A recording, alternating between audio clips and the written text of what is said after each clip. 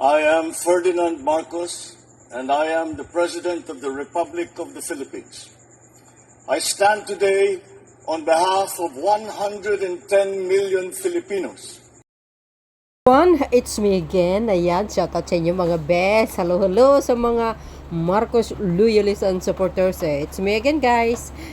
Syempre, another good news for everybody tayo. Okay, September 13, 2024.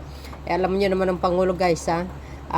Talagang na-straight niya ang buong maghapon para lang magbigay ng tulong sa ating mga kababayan. Una-una sa Nueva Ecija, Gimba. Ayan naman Nueva Ecija, Palayan City. Ay grabe. Distribution of certificates of condonation and turnover of agri-credit assistance. Alam nyo naman po yan, mga kababayan. Yan po ay pagbibigay ng mga titulo ng lupa. Oh, grabe, ang tindi. Sa araw ng kanyang kaarawan yan. Okay, na late ng ng 2 days ang ating pag-upload, pero 2 days ba? Well, anyway, na late ang ating pag-upload, pero kasi nakahilir ang ating mga video, mga beshwa. So ayan, no, talaga namang galing ang ating mga kababayan dyan sa Nueva Ecija, Palayan. Shoutout po sa inyo, mga kababayan. Ito po yung pagbibigay ng titulo ng lupa. Kasama po ang sekretary ng DAR at si Congressman Sandro at saka si Guapong Simon, ang anak ng Pangulong Marcos Jr. So dahil dito, guys, tunghayan natin ang pagbibigay ng titulo ng lupa sa ating mga magsasaka, especially sa mga equipments. Wow, kompleto Ricardo yan, guys, ha.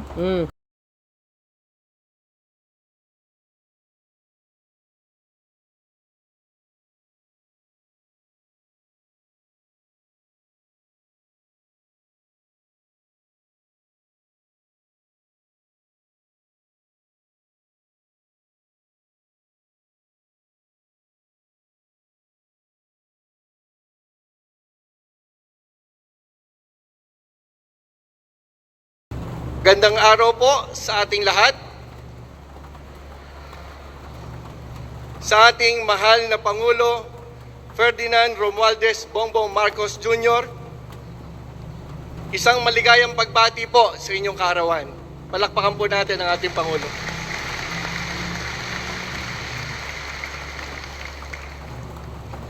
Sa ating mga kasamahan sa pamahalaan,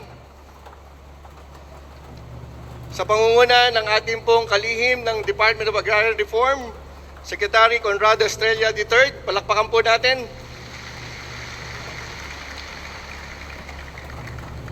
Kasama rin po natin ang Land Registration Authority, palakpakan po natin. Ang Land Bank of the Philippines. Nandito rin po ang ating Regional Director ng Department of Agrarian Reform, RD James Arsenio Ponce. At siyempre po, mapalad po tayo, kapiling po natin, Congressman Ferdinand Alexander Marcos. Kasama po si Sir Simon Marcos.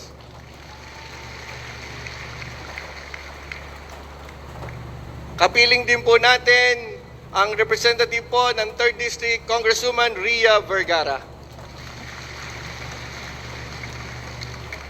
At lahat po ng mga kinatawan ng iba't ibang ahensya at higit sa lahat sa ating magsasakang benepisyaryo ng reformang agraryo, magandang araw po sa ating lahat. Karangalan po namin na dito sa aming lalawigan ang napili ng mahal na Pangulo na magdiwang ng kanyang kaarawan.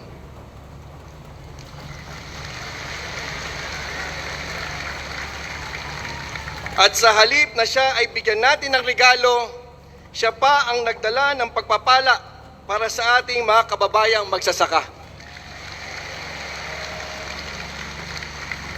Tunay na hindi nasayang ang mahigit 700,000 abante ng ating Pangulong Bongbong Marcos noong nakaraang eleksyon, 2022.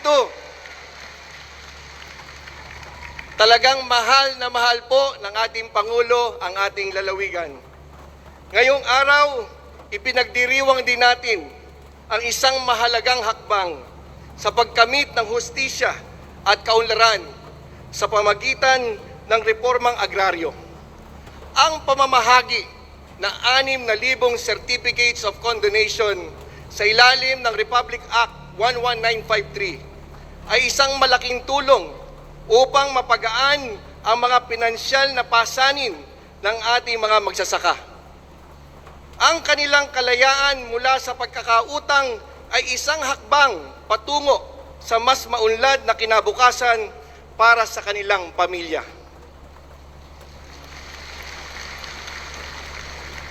Kasabay nito, ang pamamahagi ng mga tseke sa ating Agrarian Reform Beneficiary Organization ay patunay ng patuloy na suporta ng pamahalaan sa sektor ng agrikultura. Sa mga programang pang-agri-credit, sinisiguro natin na may sapat na tulong at pondo ang ating magsasaka upang mapaunlad ang kanilang mga sakahan. Kahit may mga hamon, narito ang ating pamahalaan, handa at patuloy na sumusuporta dahil naniniwala tayo na ang agrikultura ang isa sa mga haligi ng ating ekonomiya. Ang araw na ito ay hindi lamang tungkol sa mga dokumento o tseke. Ito ay araw ng bagong pag-asa at pangakong masaganang bukas para sa ating mga magsasaka. Kami po ng ating Governor Oyi Matias Umali at ang buong pamahalang panlalawigan ng Nueva Ecija ay labis na nagpapasalamat sa ating mahal na Pangulong Bongbong Marcos Jr. sa patuloy niyang pagpaparamdam ng malasakit sa ating probinsya na tumatayong rice granary ng bansa.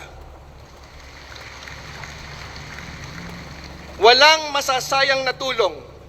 Umasa po kayo na ang lahat ng ito ay patuloy naming pagyayabungin sa aming mga kababayan at aayudahan pa namin sa lokal na pamahalaan upang mas maging produktibo ang sektor na magsasaka ng Nuevo Ecijano. Kaya po, maraming salamat at sama-sama po tayong magtulungan para sa mas maunlad na Nueva Ecija at progresibong bansa ang bagong Pilipinas. Mabuhay po tayong lahat. Mga benepisyaryo ng Certificates of Condonation with Release of Mortgage ay mula sa iba't ibang bayan ng Nueva Ecija. Tinatawagan po natin ang mga sumusunod na kumakatawan sa ating mga ARBs.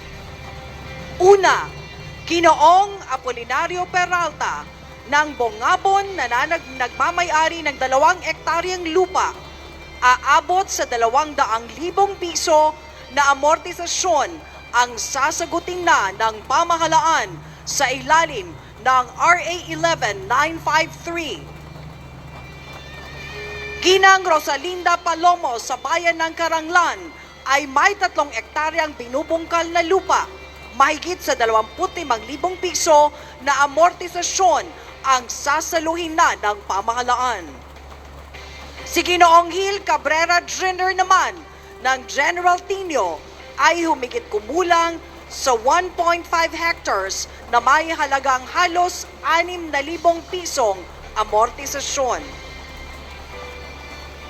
Susunod, si Ginoong Romeo de la Cruz ng General Tino, nagmamayari naman na mahigit sa 2.2 hectares na sakahan at may amortisasyon na humigit kumulang sa 190,000 pesos. Ginoong Ireneo Alas mula naman sa bayan ng Haen, may sariling sakahan na may sukat na mahigit sa 5,200 square meters ay may halagang mahigit sa 2,300 na amortisasyon. Ginang Anatalia Biuda de Badua ay may mahigit sa 1.1 hectare na sinasaka sa bayan ng Quezon at may amortisasyon na humigit sa 8,000 piso. Ginang Julia Frane, sa bayan pa rin ng Quezon, ay may mahigit sa 5,000 amortisasyon ang magiging dagdag na puhunan sa mahigit 7,500 square meters na sakahan. Ang susunod ay si Ginoong Faustino Dios ng Rizal. May sukat na mahigit sa 3,300 square meters ang kanyang sakahan at may halaga itong mahigit sa 48,000 piso na amortisasyon. Ginang Gloria Sindanong mula sa bayan naman ng Rizal ay may mahigit sa 28,000 pisong amortisasyon sa sinasakang lupa na may sukat na mahigit sa 5,700 square meters. At ang panghuli, Ginoong Jeronimo Lumibaw na galing sa bayan ng Talavera. Siya ay may sakahan na mahigit sa 7,500 square meters at tatanggap na mahigit sa 3,600 piso na condonation. Maraming salamat po. Ngayon naman ay dadako tayo sa ceremonial na pamamahagi ng Agri-Credit Assistance under the ALERT Program or Accessible Loan for Empowered, Resilient, and Transformed Agrarian Reform Beneficiary Organizations o ARBOS. Tinatawagan po natin ang mga sumusunod na Agrarian Reform Beneficiary Organizations. Una, Eastern Santo Domingo Agriculture Cooperative na tatanggap ng loan assistance na nagkakahalaga ng 8,631,000 pesos na kinakatawan naman ni May Pinili. Kaagapay Agrarian Reform Cooperative na tatanggap ng loan assistance na nagkakahalaga ng 6,005,000 na kinakatawan ni Arnel Jason Baldedara. Farmers Joint Venture Agriculture Cooperative na tatanggap ng loan assistance na nagkakahalaga ng 5,408,000 pesos na kinakatawan ni Avelino de Guzman. United Nampikuan Producers Cooperative na tatanggap ng loan assistance na nagkakahalaga ng 5,010,500 pesos na kinakatawan ni Desi Diaz.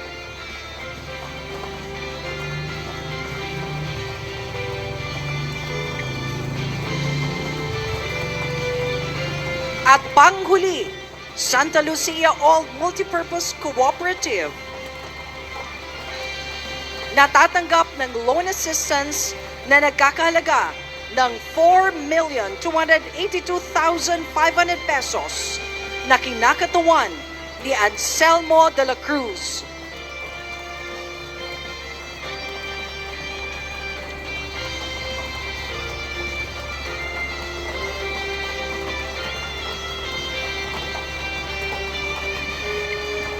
Maraming salamat po, mahal na Pangulo, at congratulations po sa ating Agrarian Reform Beneficiaries at Agrarian Reform Beneficiary Organizations. Governor of Nueva Ecija, Vice Governor Emmanuel Antonio Umali,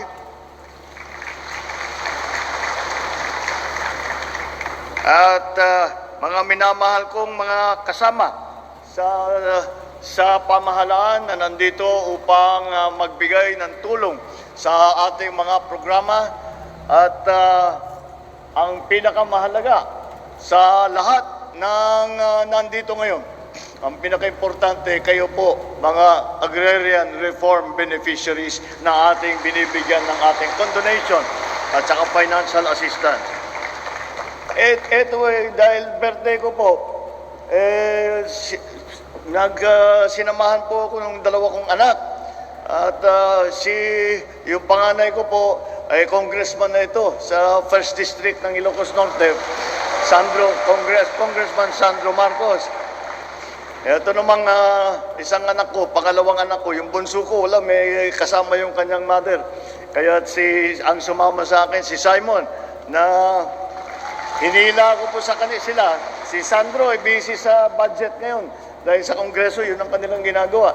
Si Simon naman, nagtatrabaho sa malaking kumpanya at lagi nakakulong sa opisina. Kaya sabi ko, magpakita kayo para makita ninyo, sumama kayo sa akin, makita ninyo kung ano talaga ang hinaharap ng ating mga magsasaka at ating mga agrarian reform beneficiaries para alam ninyo kung ano talaga ang pangangailangan sa iba't ibang lugar.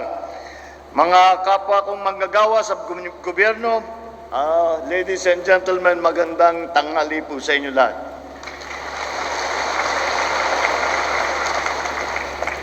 Talagang tunay ang kasayahan ko dahil napaka-espesyal ng araw na ito para sa akin. Kaya naman, minamarapat ko na kayo ang makasama ko sa araw na ito. Dahil po, ang inyong sipag, ang pagsusumikap, at katatagan ng loob ang siyang nagsisilbing inspirasyon. Hindi lang para sa akin, kung hindi sa lahat ng inyong mga kapwa Pilipino. At kaya nais namin pagbutihin palalo, araw-araw, ang aming paglilingkod sa bayan. Kung kilala ang Nueva Ecija bilang rice bowl ng bansa, ito ay dahil sa inyong angking galing sa pagsasaka at sa inyong tibay sa kabila ng lahat ng pagsubok sa sektor ng agrikultura. Likas naman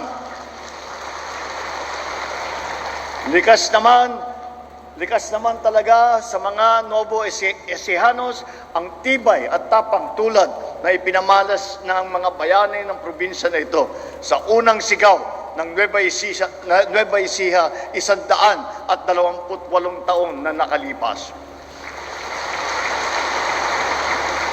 Ngayong araw na ito, ating ipinagbubuni ang isa pang laban, hindi sa pagdidigma, kung hindi sa magiting nating paghaharap sa mga pagsubok sa buhay. Narito po kami ngayon upang suklian ang inyong sipag, ang inyong dedikasyon at determinasyon na isang munting handog na nawa ay makatulong na higit para sa inyong lahat at sa inyong mga pamilya. Simula ngayon, magbabago ang buhay ng 6,000 magsasaka dito sa inyong lugar. Ito po ay 6,000 dahil ito po ay 6,000 lang yung kasya rito. Pero 10,000 sa lahat-lahat ang makakatanggap ng tulong galing sa Department of Agrarian Reform. Dahil maghahandog po tayo ng halos 10,000 certificate of condonation with release of mortgage o yung ating tinatawag na COCROM sa mga benepisyaryo ng reformang pansakahan sa Nueva Ecija sa ilalim ng New Agrarian Emancipation Act. Ibig sabihin nito, lagpas 270 milyong piso ang pagkakautang ng mga benepisyaryo ng agrarian reform dito sa Nueva Ecija. Lahat po, nabura na po yan.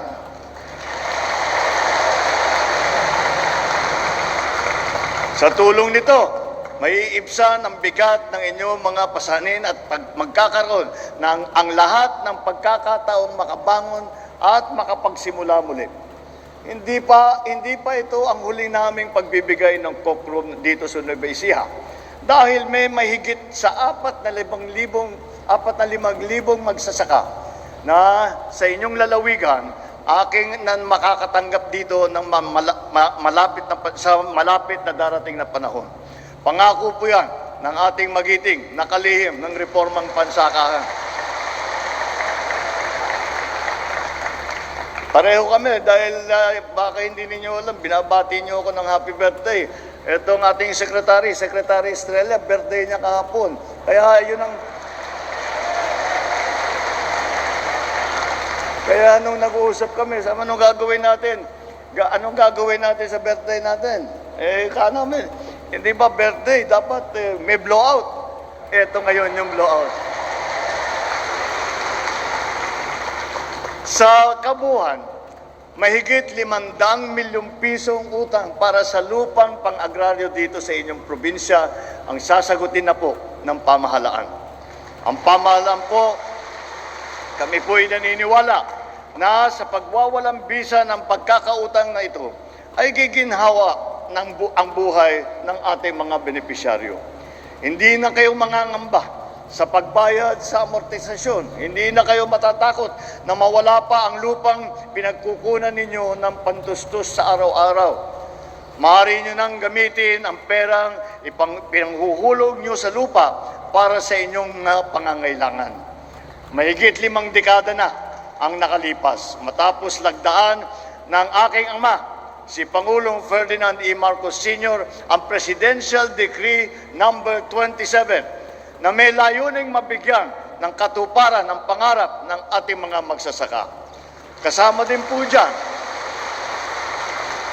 nagkataon din po, baka hindi rin po nyo alam, noong nasimulan itong Agrarian Reform Program, ang kalihim po noong panahon ng aking ama, ng Department of Agrarian Reform ay ang lolo po ng ating kalihim ngayon, si Lolo Condring Estrella. At siya ang dear, sabi namin, nung ako'y umupo, isa siya sa una na nakausap ko, sabi ko, kailangan naman nakakahiya sa ating mga ninuno na hindi natin matapos ang programang sinimulan nila. Kaya talaga, desidido kami, tatapusin po namin lahat ng Agrarian Reform Program bago matapos ako bilang Pangulo.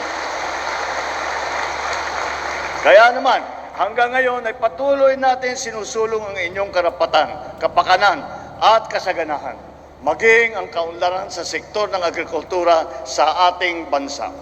Ngunit, hindi rito natatapos ang ating pagtulong. Maghahandod din ang DAR Nueva Ecija ng pautang na nagkakahalaga ng halos 41 milyong piso para sa mahigit na 400 benepisyaryo. Kaisa ng Department of Agriculture, kasama na rin po ang DBP, ang Planters Products Incorporated. Inilunsad na po natin kani-kanina lamang sa Gimba ang Agri, Puhunan at Pantawid Program. Sa ilalim ng programang ito, ang bawat magsasaka ay makakatanggap ng Interventions Monitoring Card o IMC. Ganito, binigyan ako ng kanina dito sa bibigyan kayo ng ganito na card na magagamit sa pagbili ng binhi, ng abono at iba pang kagamitan sa pagsasaka mula sa mga accredited merchant. Napakasimple lang po, nag-demonstration sila kanina.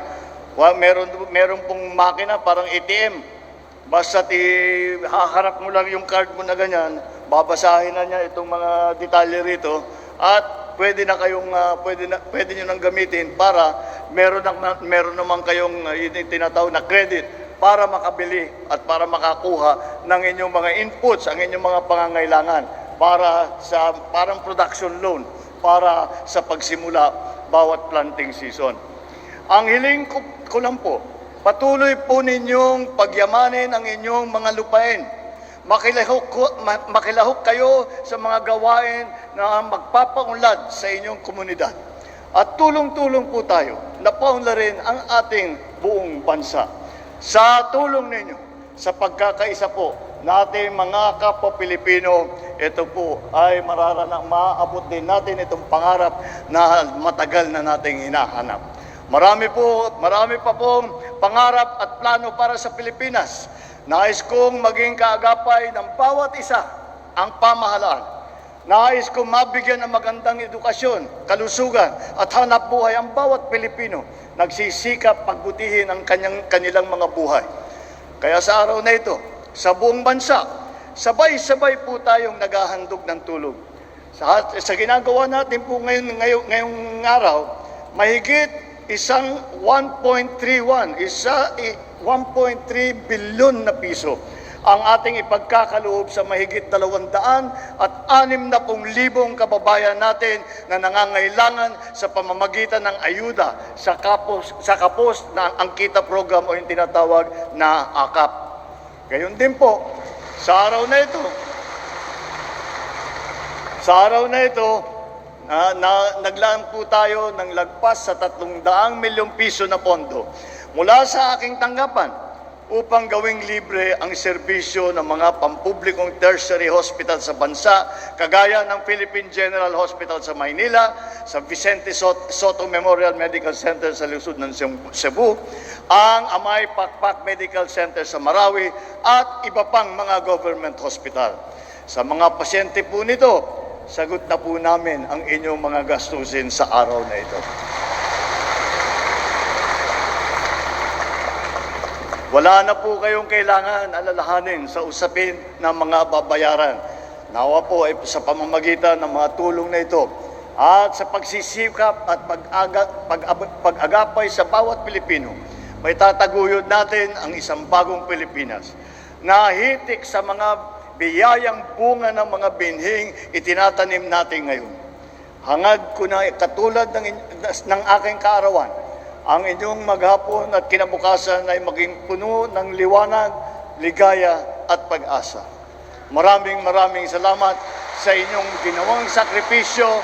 Maraming salamat sa inyong patuloy na pagsisikap upang ang ating bansa ay mapaganda at ang ating mga kababayan ay gumanda ang buhay. Maraming salamat sa inyo at mabuhay po kayong lahat. Maraming salamat po, mahal na Pangulo. Sa punto pong ito, mahal na Pangulo, nais po nating batiin ng mga opisyal at kawani ng Department of Social Welfare and Development, pati na din ang lahat ng congressional representatives at ang mga residente sa kani-kanilang distrito kung saan nagsasagawa ng sabay-sabay na pamamahagi ng ayuda sa Kapos ang Kita program ngayong araw na ito. Daang-daang benepisyaryo po ang makakatanggap ng iba't ibang tulong mula sa mga nabanggit na ahensya upang makatulong sa pagpapaunlad ng kanilang kabuhayan. Bukod dito, ipinapatupad ang zero billing sa araw na ito para sa lahat ng pasyente sa mga tertiary level hospital sa tulong naman ng Department of Health. Makikita po sa ating mga LED walls ang live streaming na handog ng Pangulo na kasalukuyang isinasagawa sa buong Luzon, Visayas at Mindanao. Ngayon naman po, mahal na Pangulo, nais kayong batiin ng probinsya ng Quezon Province 2nd District.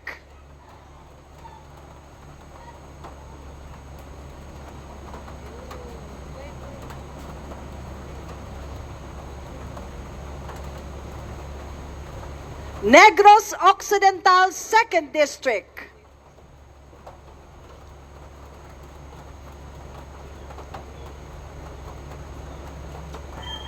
Okay.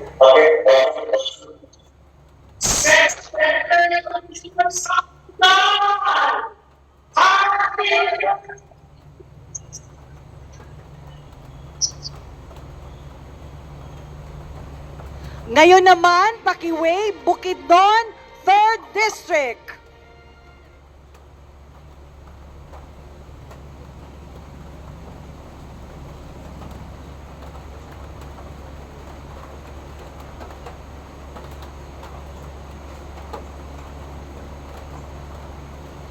At ngayon naman, ang mga taga-Taguig City, 2nd District.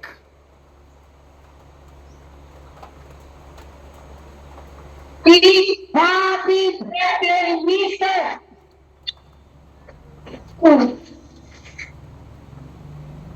Ngayon naman, babati ang mga taga Lapu-Lapu City, Lone District. Lapu-Lapu City!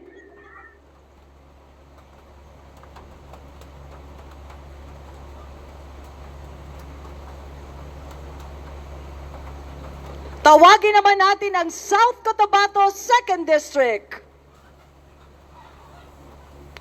Second District South Cotabato, happy birthday, Mr. President! Woo! Dumako naman po tayo sa Albay 2nd District.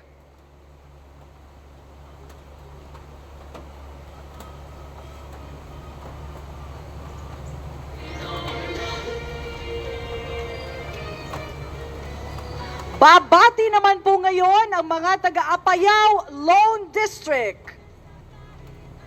Apayao, maligayang Karawang At bilang panghuli ang mga taga-Occidental Mindoro Lone District.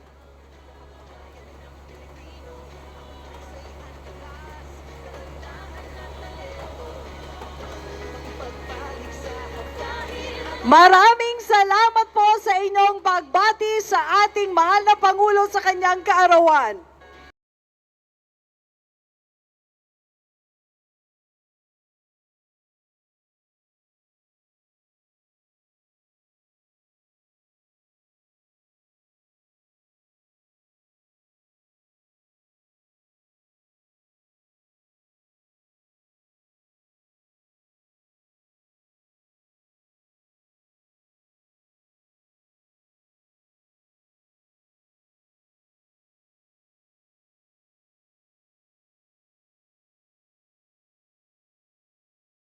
Ako pong sinasaka ay tinataniman ko po ng mga palay, sibuyas o kuminsan gulay.